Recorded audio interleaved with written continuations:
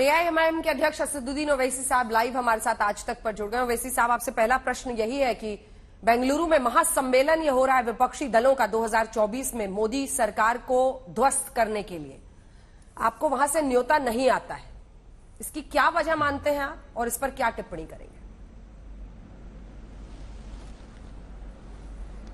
नहीं, ये लोगों का जाती फैसला है। जो जिस किसी को दावत देना चाहते हैं, जिससे मिलना चाहते हैं, जिनके चेहरे उनको पसंद हैं, तो उनको बुलाते हैं। जहां तक हमारी कोशिश है, हम दोबारा तीसरी मर्तबा कोशिश करेंगे कि 2024 में हमारे वतन अजीज के वजीर आजम प्रधानमंत्री नरेंद्र मोदी ना बने। हमारी कोशिश तो जारी और सारी रहेगी। अब इन लोगों ने नहीं बुलाया तो इनको बेहतर मालूम, मगर हम इनसे यही बोलना चाह रहे हैं कि आप इस देश को ऑल्टरनेटिव क्या दे रहे हैं।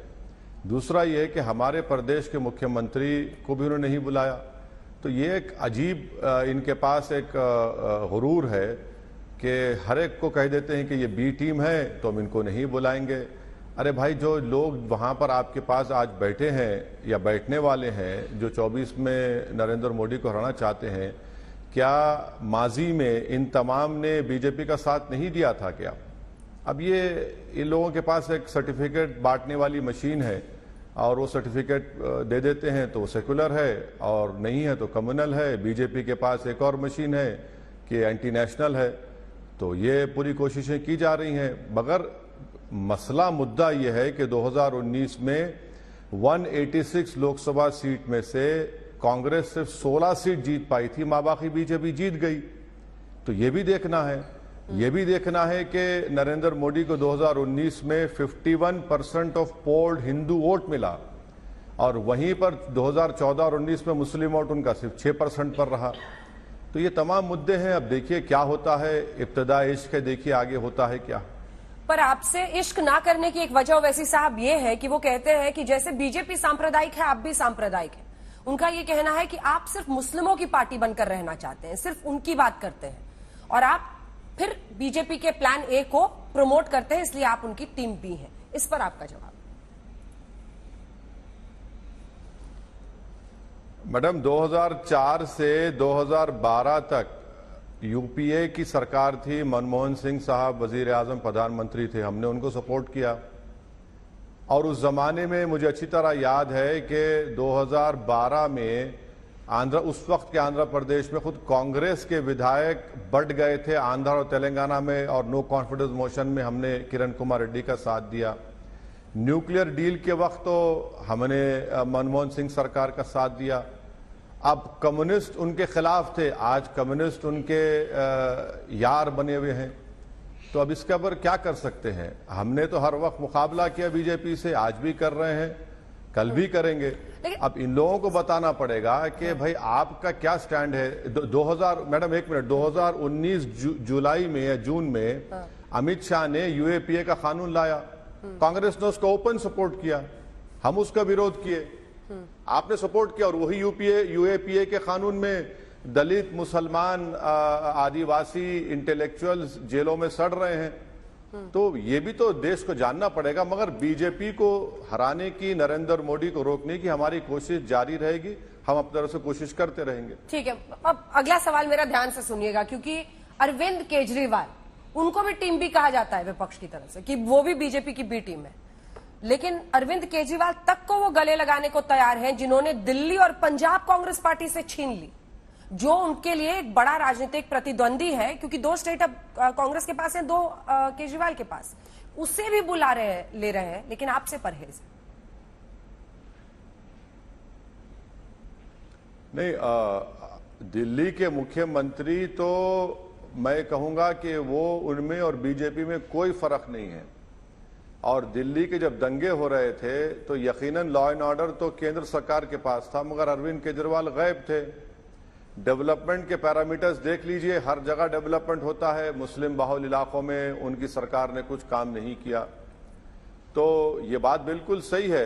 अब देखना यह है कि पंजाब में भगवत मान क्या करेंगे, कितने सीट देंगे कांग्रेस को, और दिल्ली में कितने सीट का ये लोग बंटवारा करेंगे।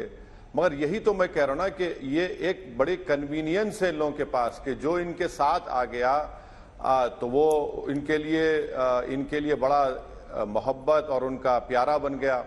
और जो सच्चाई को बयान करता है तो उनको लगता है कि नहीं नहीं ये सच्चाई को नहीं बयान कर रहा है, इसीलिए इसको हम बी टीम कह देते हैं।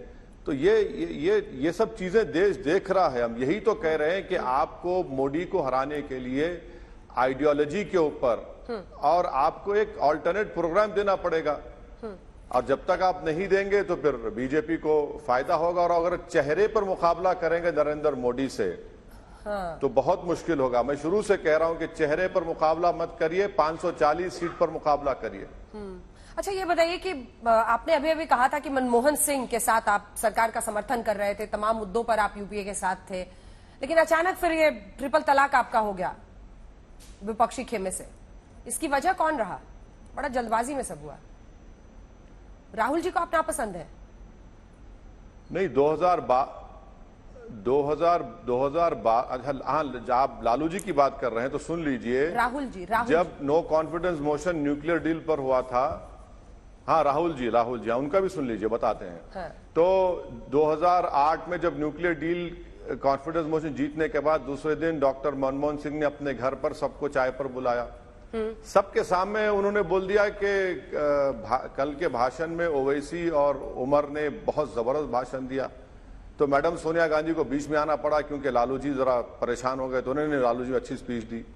अब रहा सवाल राहुल गांधी का, तब हम पर उनके नेता लोग इल्जाम लगाते हैं, भाई अमेठी वो क्यों हारे? हमारी वजह से तो नहीं हारे ना, हमारी वजह से तो नहीं हारे, वो हार गए। और जब जीते, जिस प्रदेश में जीते, जिस कॉन्स्टिट्यूंसी में जीते, वहां पर 30% मुसलमान थे। तो आप तो बोलिए ना। और तीसरी बात यह है कि आप लफ्ज मुसलमान बोलने से डरते क्यों हैं लोग? जितने लोग वहां पर बैठे हैं, लफ्ज मुसलमान डरते क्यों हैं? क्योंकि उससे बीजेपी को फायदा होता है। बोलना चाहिए ना, नीतीश कुमार को बोलना चाहिए। बीजेपी को फायदा होता है। तो इसका मतलब यही तो देखिए, फिर नरेंद्र मोदी ने पिछले 9 साल में भारत की राजनीति से मुसलमानों को इनविजिबलाइज कर दिया, वो टिकट भी नहीं देते। और आप भी तो उसी रास्ते पे जाना चाहते क्या? भाई आप कैसे मुकाबला करेंगे? छोटे नरेंद्र मोदी बनकर मुकाबला करेंगे, या फिर आप बोलेंगे नहीं हम हमें ये फर्क है, हम सबको साथ लेकर करेंगे? आप तो करना ही नहीं चाहते। आप तो मुसलमानों की बात करना तो छोड़िए, आप तो दिखना नहीं चाहते उन लोगों के साथ, आप तो उनके साथ फोटो लेना नहीं चाहते खड़े होकर। आप तो महाराष्ट्र की भी पॉलिटिक्स पे नजर रखते हैं। ये शरद पवार जी से जो आज बागी विधायक मिल रहे हैं, अजीत पवार मिल रहे हैं, सब मिल रहे हैं, प्रफुल्ल पटेल, उस पर क्या राय है आपकी? मैडम, ये बड़ा ही मजेदार चीज है कि जब विधानसभा के चुनाव महाराष्ट्र में हो रहे थे तो शरद पवार साहब और कांग्रेस के राहुल गांधी अपने भाषणों में कह रहे थे कि ओवैसी को वोट मत दो क्योंकि हमको उद्धव ठाकरे और नरेंद्र मोदी को रोकना है। और जब चुनाव हो गए तो अचानक हम देखते हैं कि निकाह हो जाता है ये शरद पवार साहब का राहुल गांधी का उद्धव ठाकरे के साथ। फिर उसके बाद उन्हीं की पार्टी से उनके ही भतीजे एमएलएस को साथ लेकर निकल जाते हैं। और अब आप बताइए कि ये सब हो रहा है, उसके बावजूद भी आप इल्जाम लगाते किस पर? उन लोगों पर इल्जाम लगाते, उस कम्युनिटी पर इल्जाम लगाते जिसने आपका हाथों हाथ साथ दिया, आपके बुरे वक्त में आपका साथ दिया। तो उन्हीं की पार्टी में अगर फूट पड़ जाती है, उन्हीं के रिश्तेदार, उनके भाई के बेटे अजीत पवार अगर निकलकर चले जाते हैं बीजेपी के साथ, तो फिर उन लोगों को सोचना चाहिए ना। फिर महाराष्ट्र की जनता को आपने धोखा दिया वोट लेकर। आपने कहा था कि ओवैसी को वोट मत दो, हमको रोकना है उद्धव ठाकरे को और नरेंद्र मोदी को। तो ये खेल हो रहा है। भारत के मुसलमानों को ये समझना चाहिए कि भाई आप अंधे बनकर आप सिर्फ वोट मत डालिए, आप ये भी तो देखिए कि आपका वोट कहां जा रहा है। आप जरूर बीजेपी को हराइए, मगर जिसको आप वोट दे रहे हैं ये समझ कर के वो बीजेपी को हराएगा, वही बीजेपी के पास जाकर बैठ जा रहे हैं। नीतीश कुमार ने कितने मर्तबा ऐसा नहीं किया। अब आज आ गए हैं वो आरजेडी के साथ। अब नहीं मालूम कि चुनाव आते आते या फिर लोकसभा के चुनाव के बाद क्या तब्दीली होने वाली है। तो और फिर भारत के मुसलमानों को यह भी देखना चाहिए कि आज आपका पॉलिटिकल एम्पावरमेंट कहां पर हो रहा है। दूसरे जात बरादरी के हमारे हिंदू भाइयों का उनके डेवलपमेंट के इश्यूज पे बात होती है। हमारा मसला मुसलमानों का मसला था, नहीं नहीं भाई जिंदगी मौत का मामला है। अरे भाई कितने बार जिंदगी मौत का मामला आएगा। उत्तर प्रदेश में आपने झोली भर भर कर रोट दिया अखिलेश यादव को और नतीजे में क्या निकलता है कि आजम खां को ही सजा हो जाती है, घर तोड़े जाते हैं, पुलिस की कस्टडी में एक एक्स एमपी जो कन्विक्ट हो गए थे उनको गोली मार दी जाती है, और जिनको आपने वोट दिया वो मुंह नहीं खोल सकते क्योंकि उनको डर है कि अगर मुसलमान का नाम लेंगे तो जैसा कि आपने सही कहा बीजेपी को फायदा हो जाएगा। तो बताइए फिर फर्क क्या है आप में उनमें, आपका क्या प्रोग्राम होगा, कैसे आप मुकाबला करेंगे? आप सिर्फ समझेंगे कि हम बिल्कुल अपने दिमाग पर पर्दा डालकर आप वोट डालेंगे, ऐसा नहीं होगा। भारत के यंग मुसलमानों में एक बहुत बड़ी अवेकनिंग पैदा हो चुकी है और उसका नोटिस इन लोगों को लेना चाहिए। कोई ब्लाइंडली जाने वाला नहीं है अभी इन लोगों के साथ। वैसे साहब, मतलब अगर मैं आपका वर्ड क्लाउड करूं तो मुझे लगता है कि हर दूसरे सेंटेंस में आप भारत का मुसलमान, युवा मुसलमान, हमारी बिरादरी, हमारा समाज बार बार बोलते हैं। मैं इन प्रश्नों पर आऊंगी, लेकिन चलते चलते शरद पवार पर एक प्रश्न है जो मैं पूछना भूल गई थी। आपको क्या लगता है, कई लोग ये मानते हैं, अजीत पवार कहते हैं कि आशीर्वाद है उनका, आपको क्या लगता है शरद पवार टिके रहेंगे बीजेपी के खिलाफ या फिर आशीर्वाद दे देंगे अजीत पवार को? क्योंकि अजीत पवार, प्रफुल्ल पटेल कहते हैं कि हमें तो उनका आशीर्वाद मिला हुआ है। नहीं, वो उनके अंदर की बात क्या है वो मुझे नहीं मालूम, मगर जो अजीत पवार ने अपने भाषण में बात कही कि शरद पवार साहिब ने हम लोगों को कई मर्तबा बीजेपी से मिलने के लिए भिजाया, हमको कई मर्तबा हमको ये कहकर भिजाया कि बीजेपी से अलायंस कर लो, और हम लोग कई मर्तबा दिल्ली या जहां भी जो मुकाम तय हुआ था वहां पर बात करें। बाद में अचानक हमने शिवसेना का साथ दिया, फिर कहा कि शिवसेना की पार्टी में स्प्लिट होने के बाद फिर हम मिले। अब ये तो शरद पवार साहब को और उनकी पार्टी को कहना चाहिए अजीत पवार सच कह रहे हैं झूठ कह रहे हैं। मैं अगर चुनाव लड़ता हूं तो सबको इनका 105 बुखार चढ़ जाता है। अरे भाई, आप ही के घर का एक फर्द, फैमिली मेंबर कह रहा है कि आप भी जा रहे थे उनको बीजेपी से बातचीत करने के लिए, वो गुनाह नहीं है। अब आते हैं सर यूसीसी पर। अगला विषय जिसको आपके सामने रख रहे हैं वो यूसीसी। इसमें आप तरह तरह से अटैक कर रहे हैं। पहले तो आप कहते हैं कि मुसलमानों के अस्तित्व पर सीधा आघात है, फिर अब मुसलमानों को डराते डराते आप कहते हैं हिंदुओं को सबसे ज्यादा डरना चाहिए, इससे यूसीसी आ जाएगा तो बवाल हो जाएगा। अगर देश में हर नागरिक के लिए एक समान कानून हो, एक देश एक कानून हो जो बराबरी से हिंदुओं और मुसलमानों पर लागू होगा, तो इसमें क्या तकलीफ है? क्यों डरा रहे हैं आप हिंदुओं को या मुसलमानों को? सबसे पहली बात तो यह है कि जिस किसी ने भी ये कह रहे हैं कि इस देश में एक कानून होगा, वो उनको संविधान के बारे में कुछ पता ही नहीं है। ये इस देश की खूबसूरती उसका प्लुरलिज्म है।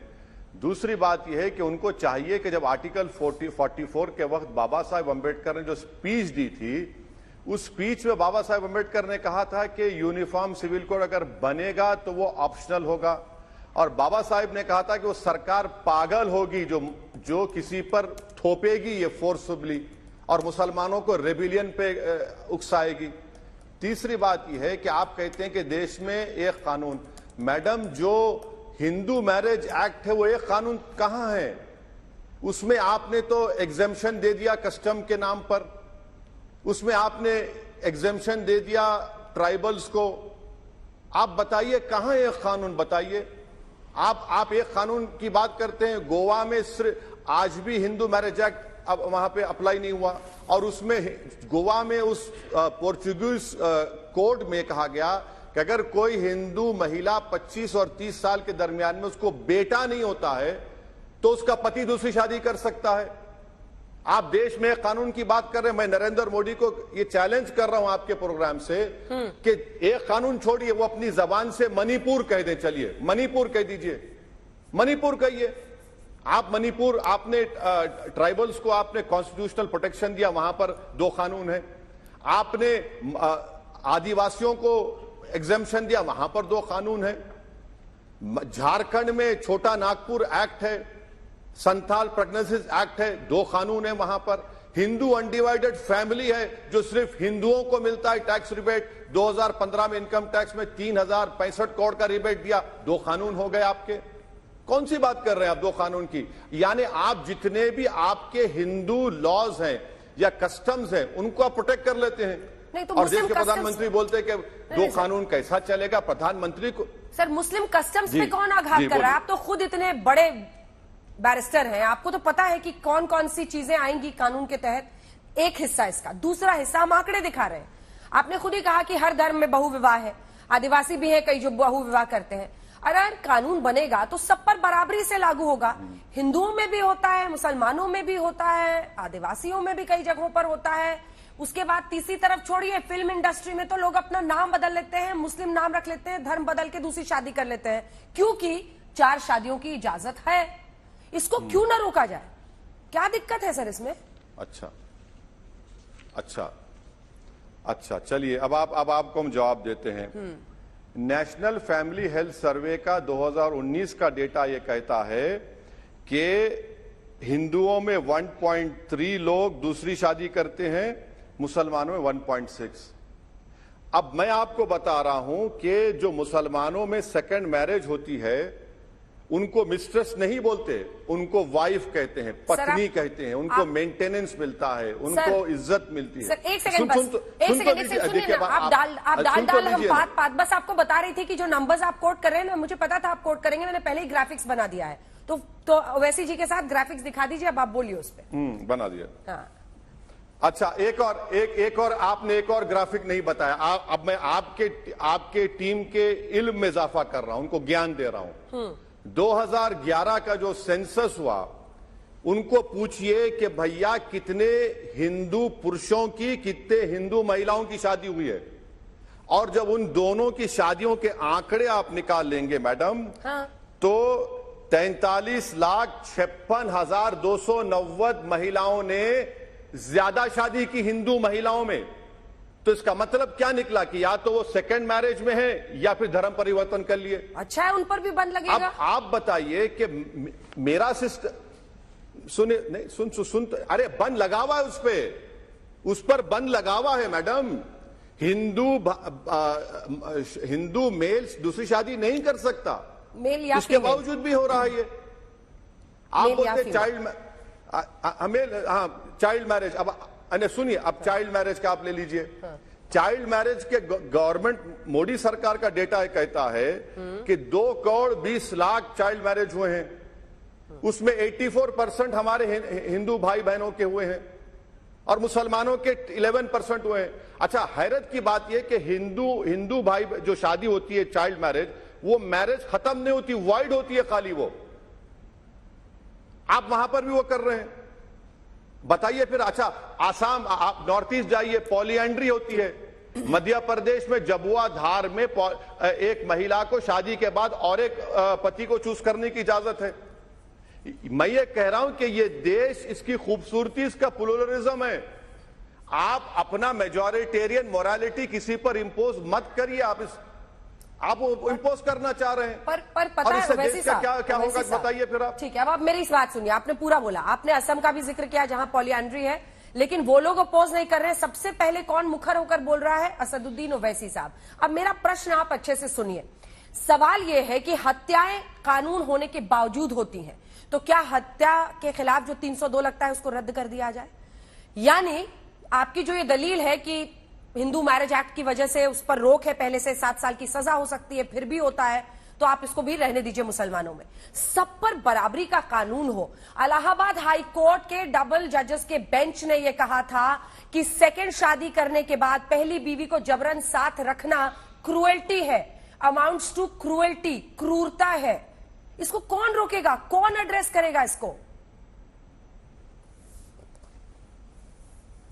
नहीं, देखिए, क्रूरल्टी उन लोगों के लिए हो सकती है, मगर आप कैसे क्रूरल्टी कह रहे हैं? मैं आपको सुप्रीम कोर्ट के एक जजमेंट का हवाला दे रहा हूं, डी वेलीस्वामी 2010। आप तो हाई कोर्ट बोल रहे हैं, मैं सुप्रीम कोर्ट का हवाला दे रहा हूं। उसने कहा कि जो हिंदू महिला दूसरी शादी वो मिस्ट्रेस है, मैं आपको और एक सुप्रीम कोर्ट का हवाला देता हूं जहां पर कहा कि जो मुसलमान सेकंड वाइफ है उसको सेक्शन 125 सीआरपीसी में मेंटेनेंस मिल सकता है, मिलना चाहिए, यह कहा सुप्रीम कोर्ट ने। मैं आपको आप तो हाई कोर्ट की बात कर रहे हैं, मैं आप तो सुप्रीम कोर्ट की बात कर रहा हूं मैडम। जिस सदी में हम जी रहे हैं सर, कह रहे हैं ना, वहां पर बहु विवाह की इजाजत होनी चाहिए। मैं एक सेकंड वैसे साहब सब भूल जाइए।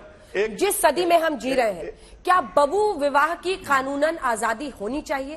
क्या ये पहली बीवी उसके बच्चे, या फिर अगर 4 शादियां होती है तो दूसरी बीवी उसके बच्चे, तीसरी बीवी उसके बच्चों के साथ अन्याय और क्रूरता नहीं है? तो आप ये बात ट्राइबल से कहेंगे? आप कहिए ट्राइबल्स को बुलाकर, बल्कि एक प्रोग्राम आप कर लीजिए मैडम, नॉर्थ ईस्ट में जाकर आप देख लीजिए रिएक्शन क्या होगा। आप मत जाइए, किसी आपके एक बहादुर एंकर को भिजाइए, पुलिस प्रोटेक्शन में भी वापस नहीं आ सकेंगे वो। वही तो हम कह रहे हैं ना कि आपको सिर्फ मुसलमान नजर आता है। हम आपको ये बता रहे हैं कि हिंदू और मुसलमान में सिर्फ 0.6 का फर्क है। मुसलमान की सेकेंड वाइफ है, हिंदू की सेकेंड वाइफ मिस्ट्रेस है। हां, अगर हिंदू बहन से शादी के बाद बच्चे होते हैं तो उसको मानते हैं, लीगल हो जाते हैं। मैं आपसे कह रहा हूं कि मुसलमान कितने कर रहे हैं बताइए ना। मुसलमान करे भाई, कुरान में अल्लाह ने फरमा दिया कि एक तुम्हारे लिए बेहतर है। अब हमारी मिसाल ले लीजिए, हम एक में ही खुश है और एक में ही खुश रहेंगे। अरे हम बता रहे हैं आपको, इस्लाम में शादी एक कॉन्ट्रैक्ट है, हिंदू धर्म में 7 जन्म का साथ है। हम तो न्याय में समानता की बात कर रहे हैं। गैर जरूरी न्याय में मुसलमान कर रहा है, जस्टिस में समानता हो, यूनिफॉर्मिटी हो। नहीं आप नहीं मैडम, नहीं आप सुनिए हमारी बात। कानून में सेमनेस का मतलब इक्वालिटी नहीं है मैडम, सेमनेस का मतलब इक्वालिटी नहीं है। ये आपको अच्छा लग रहा है, मुझे अच्छा लग रहा है, तो मैं आपका इंपोज करूं क्या उसके ऊपर? मैं नहीं कर सकता ना। इस देश की विभिन्नताओं को समझने की जरूरत है। भारत के प्रधानमंत्री तो अब तो 1 नेशन 1 इलेक्शन के साथ, 1 टैक्स के साथ, अब तो 1 फर्टिलाइजर भी बोल रहे हैं वो। तो कौन रोकेगा उनको? क्या कर सकते हैं उनको? आप बताइए क्या होगा उसमें। अच्छा, और एक बात, आप शादी की बात कर रहे हैं मैडम, मैं आपको जस्टिस चौहान की रिपोर्ट पैराग्राफ नंबर 2.9 पढ़िए। उन्होंने लिख कर दिया कि सबसे कम सेकेंड मैरिज इंडियन मुस्लिम्स में होती है पूरे रिलीजन्स में, इसलिए कानून ना बने। जस्टिस चौहान ने पैराग्राफ नंबर 2.9 में लिख कर दिया। देखिए मैडम, कानून देखिए, अगर कानून आप बनाना चाहते हैं बनाइए। आपने हिंदू भाइयों को कहा सेकंड मैरिज मत करो, वो कर रहे हैं। क्रिश्चियंस को कहा, सिख को कहा, वो कर रहे हैं। मैं आपसे कह रहा हूं कि आप तालीम दीजिए, इस खौफ के एटमॉस्फेयर को खत्म करिए। आप नसीर और जुनैद की बीवियों को बेवा कर दिए हैं और आप बात कर रहे हैं मुस्लिम महिलाओं की इक्वालिटी की, जेंडर जस्टिस की।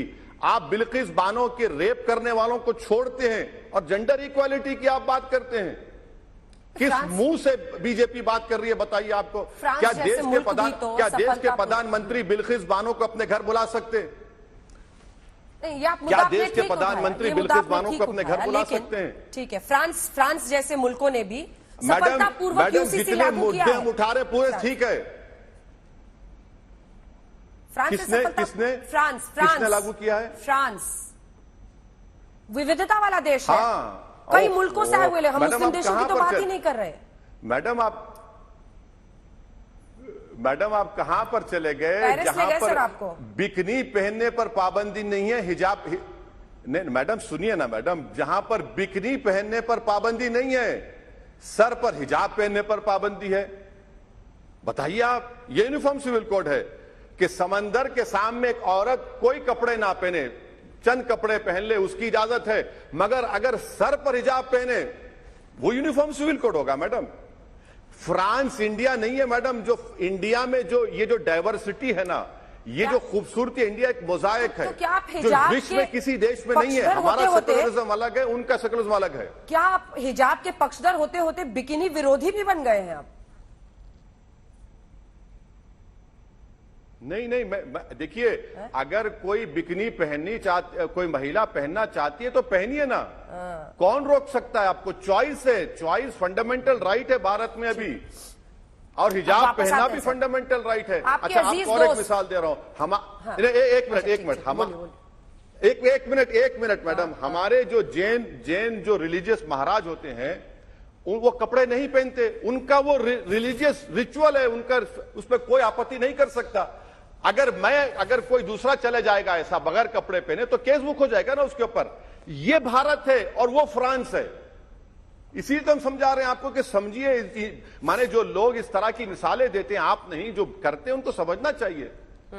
आपके अजीज दोस्त हेमंत बिस्वा शर्मा, असम के मुख्यमंत्री, वो अगले सत्र में पॉलीगमी यानी बहुविवाह के खिलाफ कानून लाने की बात कर रहे हैं। आपको नहीं लगता एक अच्छी पहल होगी? क्योंकि वहां का भी डेटा, हमने नॉर्थ ईस्ट का भी डेटा निकाला है, मणिपुर में सबसे ज्यादा है, जहां पर NFHS national family health survey में सबसे ज्यादा महिलाओं ने कहा कि उनके पतियों ने एक से ज्यादा शादी की है। हर धर्म के भी अलग अलग आंकड़े हमारे पास हैं, लेकिन असम में कुछ इलाकों में बहुत ज्यादा है। इसको रोका जाए, क्या बुरा है? मैडम, आप क्यों मेरी जिंदगी और खराब करना चाहती हैं मेरे अजीज दोस्त कहकर? हुए तुम जिसके दोस्त दुश्मन, आसमां क्यों बने का मामला हो जाएगा मेरा। पहले तो मैं फंसा हुआ हूं, हर तरफ से मुझे वार किया जाता है, कोई मुझे अपनाना नहीं चाहता। कोई बात नहीं, अल्लाह है मेरे लिए, जनता देख रही है। अब आसाम के मुख्यमंत्री को मैडम आप सोचिए कि तरकारी की कीमतें बढ़ गई तो आसाम का मुख्यमंत्री बोलता है कि मियां मुसलमान जिम्मेदार है। अरे भैया, इसको ले जाओ दुनिया के पूरे इकोनॉमिस्ट को इसके पास बिठा दो और वो बता देगा, ज्ञान दे देगा कि तरका जहां कीमतें बढ़ती मियां जिम्मेदार है। अब रहा सवाल उनके कानून का, तो क्या आसाम के मुख्यमंत्री ये आराम से साफ तौर से कहेंगे कि यह कानून आसाम के ट्राइबल्स पर लागू होगा?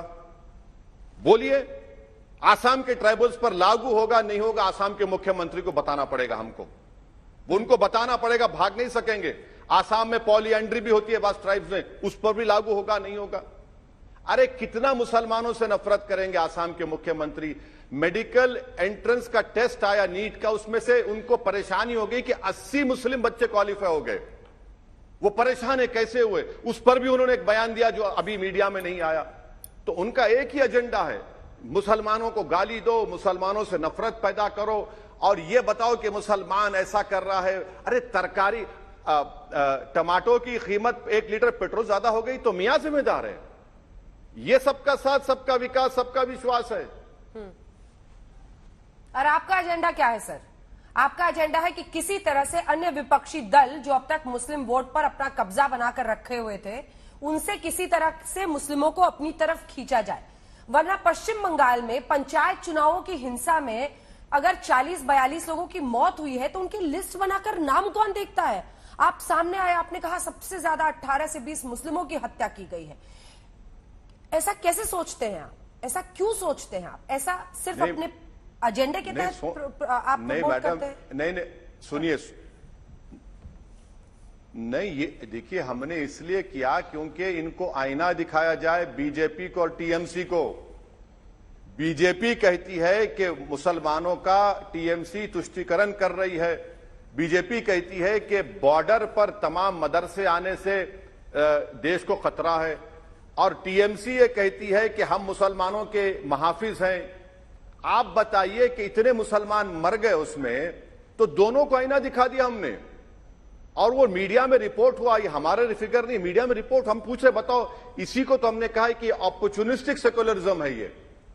इसीलिए तो हम कह रहे हैं ना कि आपका ये, आप बताइए बीजेपी को अब क्या बोलेगी, ममता बनर्जी क्या बोलेंगे?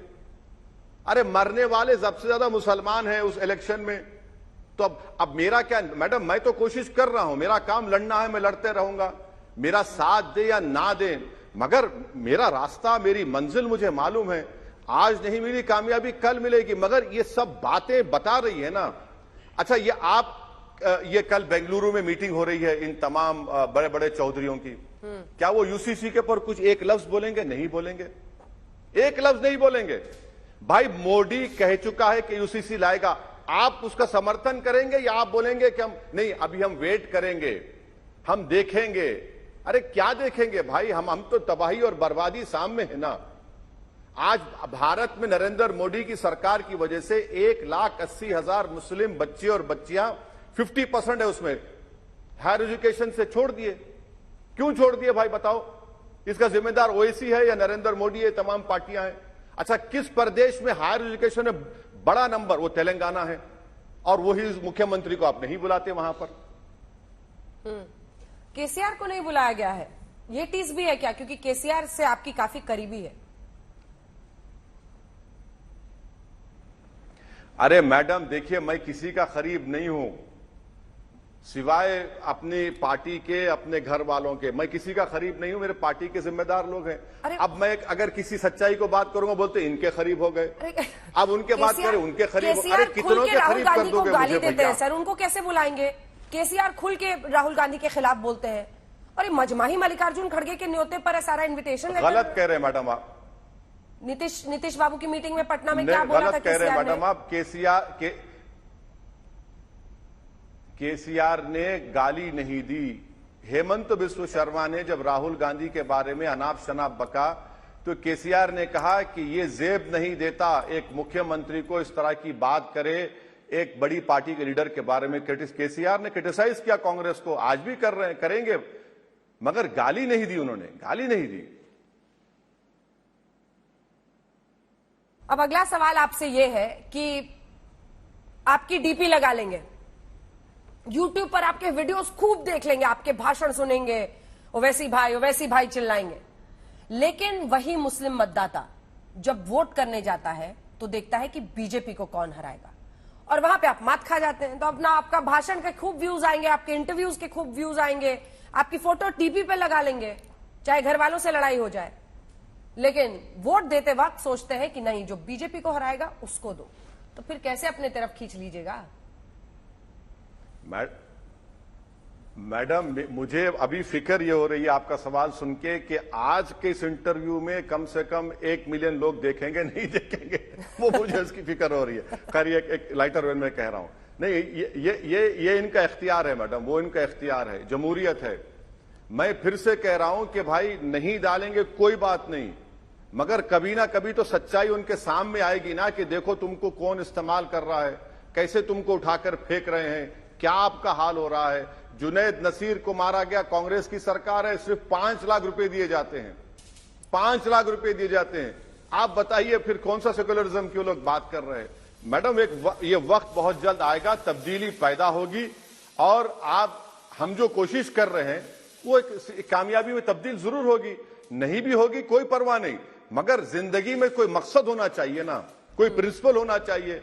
मैं तो जैसा हम लोग उर्दू में हैदराबाद में बोलते हैं कि थाली में का बैगन है, ये कभी इधर तो कभी उधर, कम से कम वो तो हम नहीं है। हम तो जो बात कर रहे हैं कंसिस्टेंट है उसमें, और उसमें कंसिस्टेंट रहेंगे हम लोग। पहले भूले पिसरे वैसी साहब आप दलितों की भी बात कर लिया करते थे, लेकिन आज आपकी ज़बान पर लगभग 40 मिनट के इस इंटरव्यू में एक बार भी दलितों का जिक्र नहीं आया। सिर्फ 14-15, कई जगहों पर 17 या 18% की आबादी से आप सोच रहे हैं कि आप मोदी को रोक देंगे?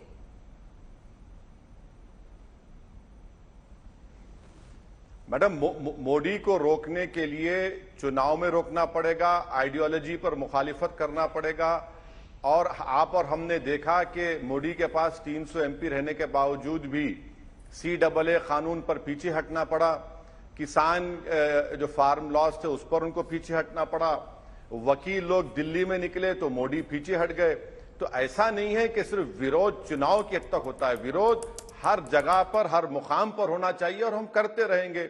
रहा सवाल मुसलमानों का, तो मुसलमान तो बीजेपी और मोदी के खिलाफ इनको वोट दे रहे हैं ना, मगर ये लोग तो हरा नहीं पा रहे हैं मोदी को, हरा नहीं पा रहे हैं मोदी को पार्लियामेंट के इलेक्शन में। जिस तरह से पसमानदा मुसलमान सोचेंगे, ये मुसलमान जरूर पर सोचेंगे पसमानदा मुसलमान भी, जिनका जिक्र प्रधानमंत्री नरेंद्र मोदी ने कहा अपने भोपाल वाले भाषण में मध्य प्रदेश में। उन्होंने कहा कि उनके खिलाफ अन्याय हो रहा है, उस पर किसी की आवाज नहीं बुलंद होती है। मुझे अच्छा लगता है जब ऐसे इंटरेस्टिंग टॉपिक सुनकर आपके चेहरे पर मुस्कान आता है। लेकिन सवाल यह है कि 7 या 8% मुस्लिम्स कई स्टेट में बीजेपी के लिए वोट करते हैं सर। अगर इनमें से भी खिसक गया, क्योंकि मैंने स्टूडियो में ही पसमानदा मुसलमान जो समाज है उससे कुछ प्रतिनिधियों को बुलाया, और वो तो बीजेपी से भी ज्यादा बढ़ चढ़ कर मोदी की तारीफ कर रहे थे। तो किसके लिए खतरे की घंटी है ये?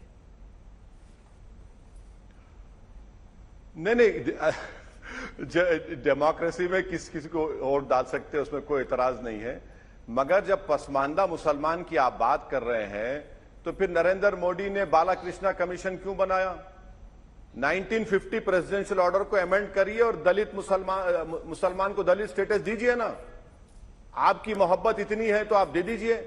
आप पसमानदा मुसलमान की बात करते हैं तो जुनैद और नसीर पसमानदा नहीं थे जिनको जिंदा जला दिया गया हरियाणा में? पीलू खान पसमानदा मुसलमान नहीं थे? अखलाक पसमानदा मुसलमान नहीं थे? आप बताइए आपने क्या कर दिया वहां पर? अच्छा, मेवात के जो मेयो है वो पसमानदा नहीं है? जो एस्पिरेशनल डिस्ट्रिक्ट्स में 50 सबसे बैकवर्ड वही है, पसमानदा वही है। अच्छा, आपके पास एक मुसलमान एमपी नहीं है, चलिए बताइए क्यों नहीं है? एक मिनिस्टर नहीं है आपके पास और आप बात करते हैं पसमानदा की। भारत के प्रधानमंत्री जब बोलना शुरू कर देते हैं तो उनको थोड़ा रियलिटी भी चेक करना पड़ेगा। अच्छा, ये बताइए हिंदू सांसद है मैडम? जी जी, अच्छा मैडम, जिस दिन मैं प्रधानमंत्री बन जाऊंगा या कहीं पर गलती से मुख्यमंत्री बन गया उस वक्त सवाल करिए, आप उस वक्त बराबर सवाल करिए। आज सत्ता में नरेंद्र मोदी हैं 300 एमपी के साथ, मैं उनकी बात कर रहा हूं। आप मुझे उनसे क्यों कंपेयर? जिस दिन हम पावर में आएंगे बताइए। हां, एक बात बता रहा हूं, अमित शाह और योगी आदित्यनाथ हैदराबाद आकर 4 घंटे कैंपेन किए, तब भी हमने 3 हिंदू कॉर्पोरेटर्स को जिताया। जिस जगह पर अमित शाह गए और योगी गए, हिंदू कॉर्पोरेटर जीता एमआईएम से। औरंगाबाद टाउन में हमारे 6 या 7 हिंदू कॉर्पोरेटर्स थे। तो ऐसा नहीं है। मैं ये कह रहा हूं कि जब मोदी पसमानदा मुसलमान की बात कर रहे तो बिल्किस बानो पसमानदा थी नहीं थी? बताओ आप, या प्रकाश की थी वो?